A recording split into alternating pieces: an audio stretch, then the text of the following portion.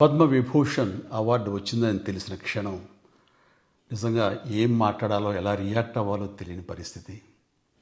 మన దేశంలో రెండవ అత్యున్నత పౌర పురస్కారం పద్మవిభూషణ్ లభించినందుకు నాకు నిజంగా చాలా సంతోషంగా ఉంది.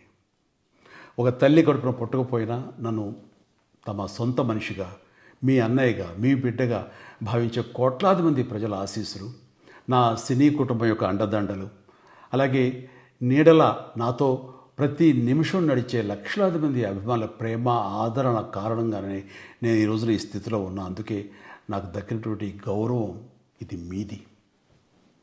మీరు నాపై చూపిస్తున్న ప్రేమ, ఆప్యాయతలకు నేను ఏమి రుణం తీర్చుకోగలను?